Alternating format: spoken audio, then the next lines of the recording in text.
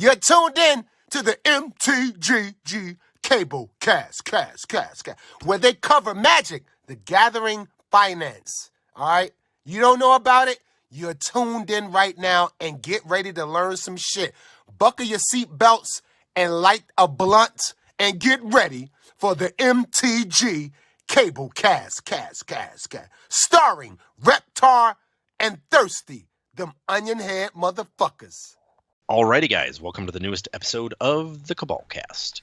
And this week, we're taking a look at something that we do maybe once or twice a year, usually. And that is take a look into kind of a deep dive of the quarterly Hasbro earnings call. Yes. Now, why is it relevant to MTG Finance? Well, because, as you'll find out from most of these calls, Wizards of the Coast is kind of the cash cow at Hasbro. As the winds blow at Hasbro, so too blows Wizards of the Coast. Mm-hmm. So, we did the reading. We went through it so you didn't have to. We've got two parts here. Episode 1, just the facts. What the call means, what was relevant, highlights, pulled apart data, whatever. Part 2, our reactions. So, with that, let's take it away.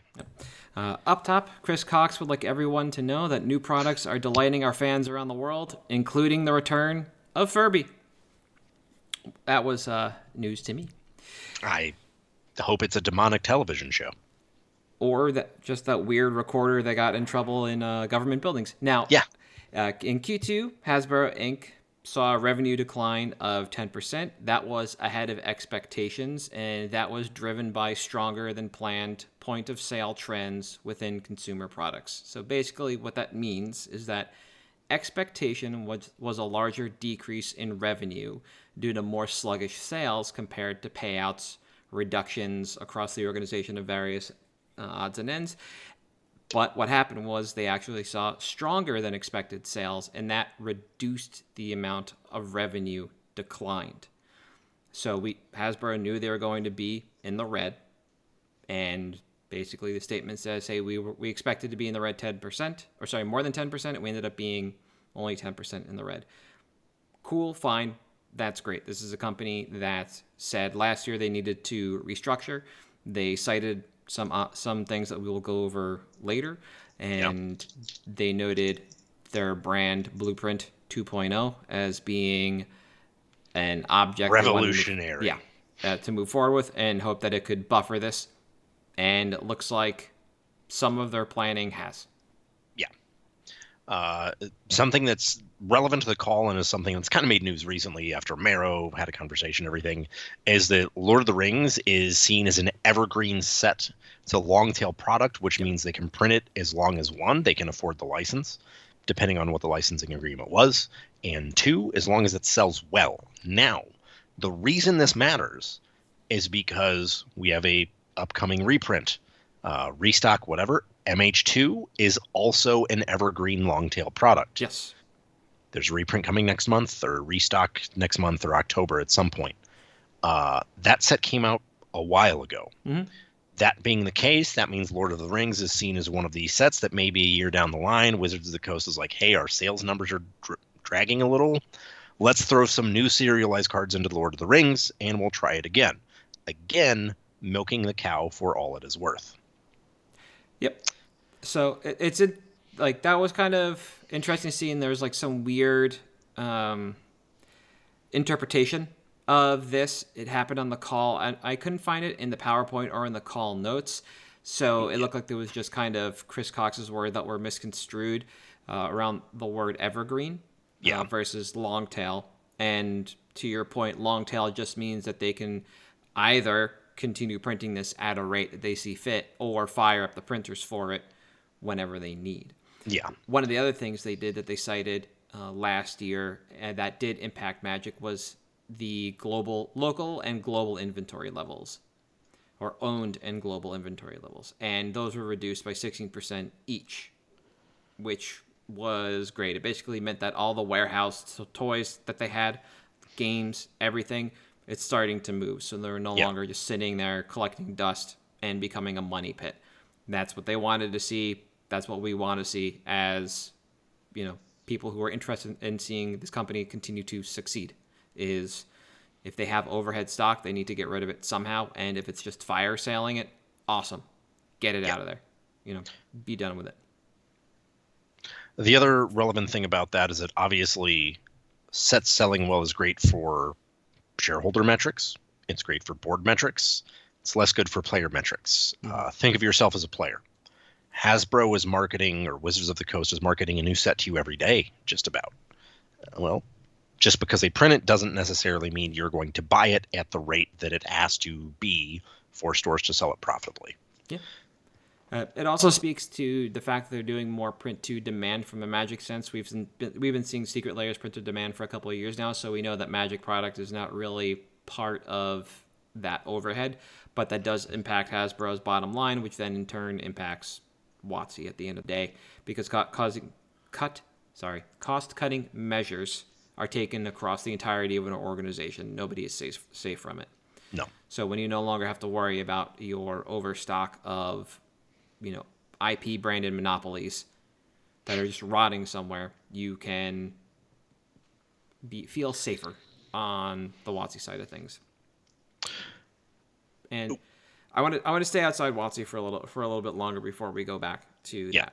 So also in that reduction, the entertainment division, that was actually just a huge loss, $296 million loss overall. That's part of a goodwill payout for basically shifting the E1 brand to Lionsgate Film, and which they still hadn't finished paying off. Nope. And on top of that, a $25 million loss for the D&D movie. Now, I don't know if that's the entire thing. We went over this when we were discussing the movie. It was very hard to pin down what the actual budget for the movie was, and to figure out the true spend, you take budget, you multiply it by 2, because you need to market the movie, and that is the rule of thumb math. There's no way that this movie that cost like 50 some or whatever it was million, that ended up costing 100, made 75. It didn't even look like it was close to that. It didn't look like it was going to break half of what they spent on just the movie itself. So they paid they paid 25 million this quarter. It could be another 25 next quarter on it effectively. And then to your point, the 296 million is a part of the payment for shifting E1 to Lionsgate. And also in that little bit of text in the write-up, they discuss what Hasbro is really meant to do with their characters and their world building, which is, they said that this is something they want to focus on. That's what they said when they bought WotC, that they wanted to focus on the story building and let WotC worry about the world and the card game. And this is something I forgot about until I don't even know how we got on the topic on Monday, but people started talking about the Magic novel, or it was something I was listening to. Novels were so good. Yeah. Oh, was it it was the Goldfish podcast. They were talking about the novels and how, like, before War of the Spark, the storylines got really weird. Various people were picking it up. There was no, like, cohesion to it, just some light threads between those books. And eventually it seems like, it went online and then it just disappeared. So where's the world building? If Hasbro was going to focus on that rather than story building. So if Hasbro said there's going to focus on that, if that was going to be a tenet of why they, bought WotC to free them up from that, where is it? Well, they made the promise again in this statement that that's what they want to focus on. So hopefully they will. Also in this section was discussion about the loss involved with shedding E1 and the TV and movie projects that come with it. So we discussed some of those TV shows, like The Rookie, was that one? With Nathan The Rookie was like their longest running one. Yeah. So we discussed that. I don't know if that actually means that they're going to be shipping off any kind of non-toy related license for Power Rangers, because that was a big spend. The live action G.I. Joe stuff, etc. We'll kind of see. But that was all part and parcel of that, was this huge, like, $320 some million hit to their bottom line. And you can see that number just kind of crush this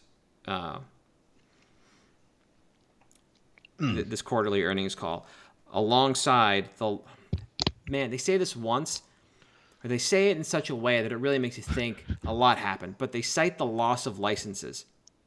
They lost one. They lost the Disney Princess line to Mattel. But they talk about it like they lost 40 of them and they were all worth the same, but it's not the case. They lost the Princess line to Mattel, and so with that came an expected revenue that just didn't appear. That there's no line item for this anymore on the earnings calls. So that was a big hit. Yeah, that was a big one, especially, another point they touch on when they're talking about innovation is we got these licenses for Lord of the Rings, Monopoly NBA Prism, and Super Mario Brothers games. So they're saying we lost a bunch because we shed a license, but we also innovated with these licenses, which are more numerous than the ones we lost, which is a very, I don't know, to me, kind of shady way to obfuscate the fact that you picked up other licenses, and that's kind of what may have contributed to this as well, is that the one license you lost was worth the most money. Yeah. And to dovetail again, another statement around that is that digital and licensed gaming revenue increased by 33%, bolstered by the addition of D&D Beyond and growth in Magic the Gathering Arena. So basically, that's just saying that the licensing that they paid for D&D and Magic has paid out from a digital standpoint. Just slamming them onto Arena and into D&D Beyond has worked out really well for them. Yeah. So cool. That part, one thing that I think is relevant that was left out of a lot of the calls is when they're talking about digital licensing, they talk about like game development and stuff like that. At no point is Baldur's Gate 3 mentioned. Yeah. That's a very interesting, and I get it. It's technically Q3 that it came out because it was like August 3rd or whatever. But at a fireside chat, Chris had mentioned, our earnings are going to be great in Q3 because of this. The fact that it wasn't even brought up in the call is of relevance to me, which I'll touch on in episode 2. But yeah, when game releases were done through brick and mortar stores, I know a lot depended on your pre-sale numbers, and those would happen months and months and months in advance. Because Baldur's Gate releases in mid Q3, chances are that pre-orders started in Q1. And it was an early access title as well for 5 years. All right, fair. So you can start attributing a lot of your pre-orders appropriately instead of to just release day and that quarter. So we'll see what comes of that for sure. That's actually just complete. I've been watching just people post about that game for 2 weeks, and it just completely went over my head that this was actually a product that WotC, or rather Hasbro, pulls profit down from, despite the fact that it's wholly a D&D wrapped product, which is both interesting and great at the same time. Let's see, what else do we have here? So we have paper revenue was down. Shocking. As the number of units sold in Q2 were down. And that makes sense when we take a look at the data from the PowerPoint, and we see that 4 major sets were released in Q2 2022, and 3 major sets were released in Q3 2023. So we have actually another little interesting bit here in that on average in Q2 2022, each set made less money than in Q2 2023. So we have, in 2023, we have Lord of the Rings, which we know is basically just going to be the trendsetter here. That's going to be the one pulling up everything around it, which was a standard set and something else we can't quite figure out. Something just didn't make sense when we were looking at these numbers, but basically whatever's happening, Lord of the Rings is skewing it, and it will continue to skew numbers through the rest of the quarters. But hey, that's fine. Yeah. It's always interesting to me in these PowerPoints how obfuscated the data is. And I think that is also relevant, which is something we touched on literally every time that we've talked about this. And I understand why, but the obfuscation does not sit well. And again, it's a very deliberate move on their part. Yeah. So we talked a little bit about licensing, and this is going to be something that we might just have to do a touch and go on, because I assume we'll want to spend some time on this next bullet point.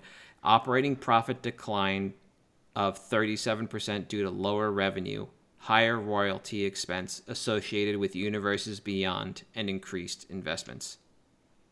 back into Universes Beyond, right? Yep. So that means the royalties for, I assume that includes licensing.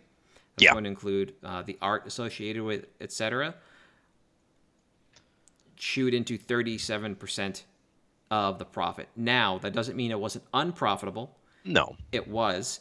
Just in comparison, it was down 37%. So they're going to put in, like we mentioned, there's the Lord of the Rings stuff, and then whatever happened in the Secret Layers throughout that series.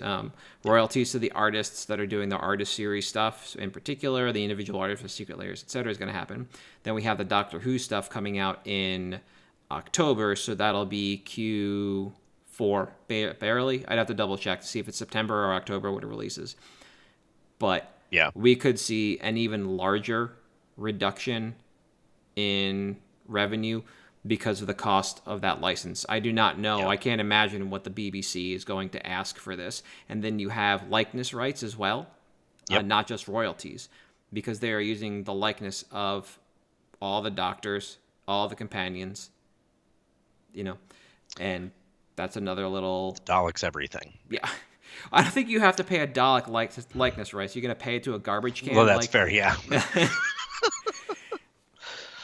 Or a plunger, but yeah, that'll be something else that I don't think they've really had to do. Like, Hasbro owns, they haven't done G.I. Joe stuff, right? So if you wanted to go back and you wanted to look at, for instance, I guess the Real American Hero was the last cartoon version of that, and only Sergeant Slaughter was based on an actual human being, but there are no likeness rights to pay out otherwise if you wanted to do Universes Beyond of that. They have had to do it with the Stranger Things and Walking Dead Secret Layers, but we hadn't really seen this line item kind of broken out that way. And even if it was, and we glanced by it, it's not going to be as heavy-handed as the Doctor Who stuff. You have a handful of people. You don't have decades worth when it comes to Doctor Who stuff. So that'll be an interesting line item to keep our eyes on.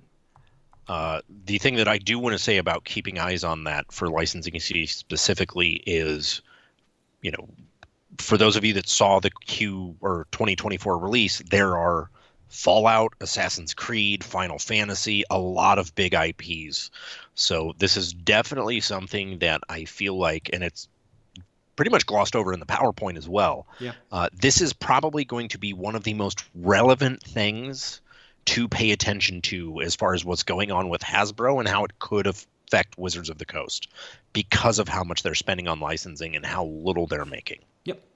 And the rest they're, of this... they're still making, but their licenses aren't making as much as other licensed products. That's right, yes. And then at the end of the day, the rest of it just kind of reads business as usual. Peppa Pig just absolutely crushing it without like a huge push behind it. Apparently, according to Hasbro, this is like the best year for Transformers toys, but that's because a movie hit. We had Rise of the Beasts or whatever it was without Optimus Primal by name. In the trailers. Interesting. Yeah. And then we had Spider-Man Into the Spider-Verse, which has been like apparently this year-long grind for Spider-Man toys. That license has just been, or the Marvel licensing has just been paying out hand over fist for Spider-Man for a year because this movie was delayed for so long. And it was incredible. Yeah. Like hands down, amazing movie. And then like that license was paying out like gangbusters. Printing money. Exactly. So all said and told, that's going pretty well. I think they did cite that internal, I forget the term they use for it, franchise brands. That's it. Yes, franchise brands. That's the one. So that's the internal stuff. That's Transformers, D&D, Peppa Pig. That's the stuff they own. I feel like they noted that their franchise board games were down, so their actual board games, like I harped on the Monopoly stuff, right? That kind of crap is down overall, but we kind of expect that. We're in an era with board games where that stuff isn't the most interesting, not the best stuff to be doing. Even with your family and kids, there's some more engaging and more interesting things to be doing. Yep. So it kind of makes sense that we see like the macro beer of games fade away while the micro is kind of picking up overall. Yep. Nothing to do with Amazon versus the LGS. This is just a shift in preference. Yep. and then the partner brand stuff, that's where the Spider-Man licensing comes in. Here it is. Sales of Hasbro products for Spider-Man by Marvel are up with an over 100% increase in point of sale year over year since the release of Spider-Man Across the Spider-Verse, and further supported by the preschool series, evergreen marketing, and new product releases. So that's just basically in-store purchases are up over 100%, which is fantastic. Awesome. Go get it. Yeah. Like, great. And so, like I said, the rest of this is just kind of business as usual. It was difficult to kind of pull this apart because we're just attempting to determine loss points. Like, you know, where your key loss leaders. Okay, it's obviously the payout for E1, and once you dive past that, what else is failing and why? And it's just like little failures all over the place with some reclamation projects in the middle, like the drain on just the global product that was sitting around, the owned product that was sitting around. Good reclamation project. Yeah. Positive move. Exactly. And that's it. So this is kind of like pretty cut and dry. There's just a lot to react to that we want to save it for next week. On the way out, though, there is something a little more we wanted to go over. Yeah.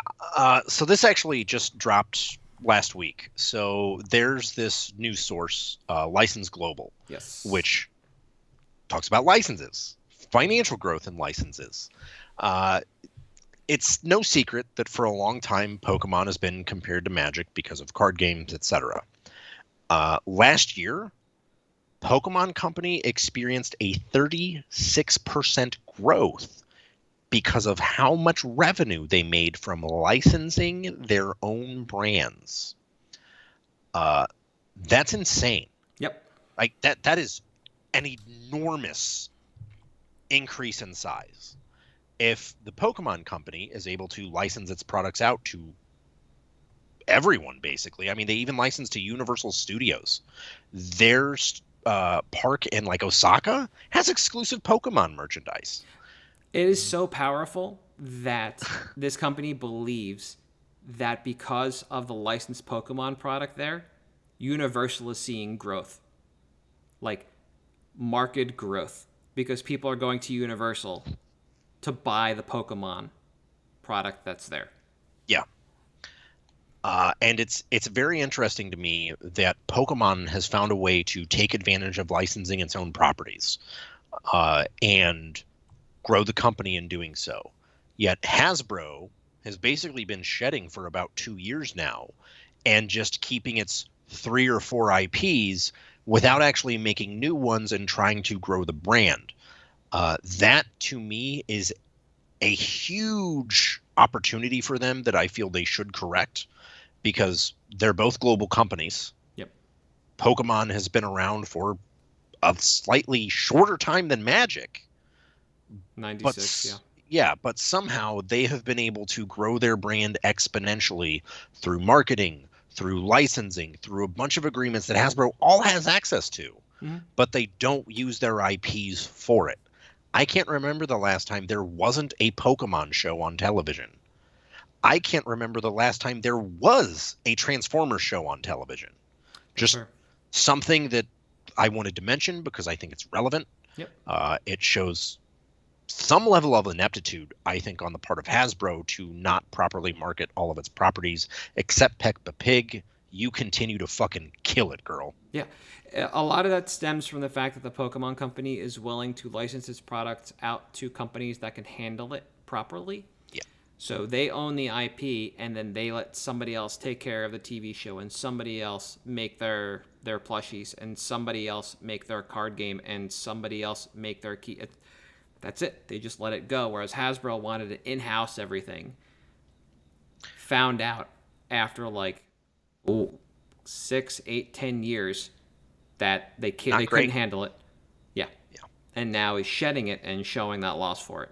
So instead of working similarly to the Pokemon Company and letting people with expertise in the space work with our IPs, they wanted to bring it all in-house and become some one-stop shop, some conglomerate, a factory, effectively. And that seemed to be the brand blueprint, was to own it all and just own all avenues of creation, marketing, and thus revenue, so you're not paying anybody else out. But at the end of the day, it was all just straight detriment. Yeah. I also, the thing that you said that I really want to harp on here is licensing it to companies that can handle it. Hasbro, as you said, clearly cannot handle it. Wand of Gamelon, just look it up. Zelda Wand of Gamelon, guys. This is why you don't license your IPs to companies that don't know what they're doing, and you let someone else handle it that has the expertise and knowledge rather than trying to pick it up and do it yourself. I think I know exactly what that is. That game is hilariously bad. Yeah. God, I love it. Yeah, there are a couple of them that people just haven't had the time to experience. Yeah. So I believe that is going to wrap up part 1. Next week, we'll basically go through, we'll break this down, we'll react a little bit accordingly. We might throw some additional facts out there just as we break this down and react, because there is some minutia to a lot of this when you start looking through the PowerPoint and like the actuarial tables.